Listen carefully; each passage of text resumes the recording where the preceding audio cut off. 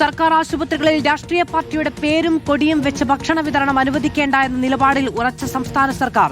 രാഷ്ട്രീയ പ്രവർത്തനം ആശുപത്രിക്കകത്ത് വേണ്ട എന്ന നിലപാട് ആരോഗ്യമന്ത്രി കെ മുരളീധരൻ ഇന്നും ആവർത്തിച്ചു.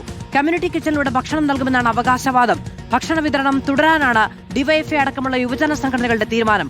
നാളെ രക്തം കൊടുക്കേണ്ട എന്ന് പറഞ്ഞ് സർക്കാർ രംഗത്ത് വരുമോ എന്ന് ഡിവൈഎഫ്ഐ അഖിലേന്ത്യാ പ്രസിഡന്റ് എ റഹീം ചോദിച്ചു.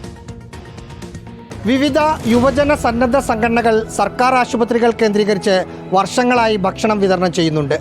ഈ കാണുന്നത് പോലെ ബോർഡും കൊടിയും വെച്ചൊക്കെയാണ് വിതരണം.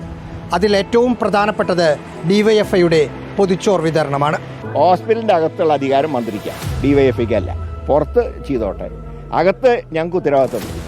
ഒരു കാരണവശാലും ഹോസ്പിറ്റൽ വളപ്പിൽ ആരും കയറാൻ സമ്മതിക്കില്ല, ഒരു പാർട്ടിയിൽ. അവിടെ രാഷ്ട്രീയ പ്രവർത്തനം അതിൻ്റെ അകത്ത് വേണ്ട, പുറത്തുനിന്ന് എന്ത് വേണമെങ്കിൽ ഞങ്ങളുടെ കമ്മ്യൂണിറ്റി കിച്ചണിലേക്ക് സാധനം തന്നോട്ടെ. ഇടത് കൈ ചെയ്യുന്ന വലത് കൈ അറിയാൻ പാടില്ല എന്നാണ് ശാസ്ത്രം.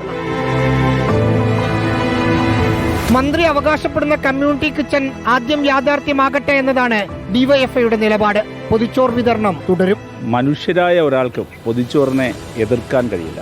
അതിനെ എതിർക്കുന്നവർ അവരുടെ മാനസിക നില പരിശോധിക്കേണ്ടതാണ്. ശ്രീ കെ മുരളീധരനങ്ങ് മനസ്സിലാക്കേണ്ടത് കെ കരുണാകരന്റെ ചിത്രം വെച്ചിരിക്കുന്ന വീടുകളിൽ നിന്ന് തരുന്നുണ്ടത്രേ ഈ പൊതിച്ചോറ്. കെ മുരളീധരൻ വോട്ട് ചെയ്ത വട്ടിയൂർക്കാവിലെ ആളുകൾ പൊതിച്ചോറ് കൊടുക്കുന്നുണ്ടെന്നേ. ഈ സ്നേഹത്തെയും ബിഷപ്പിനെ അപ്പോൾ അവരുടെ ചോറിൽ മണ്ണുവാരിയിടരുത്. ആരോഗ്യമന്ത്രിക്കെതിരെ CPIM-ഉം BJP-യും രംഗത്ത് വന്നിട്ടുണ്ട്. റാഹീസ് റഷീദ്, റിപ്പോർട്ടർ, തിരുവനന്തപുരം.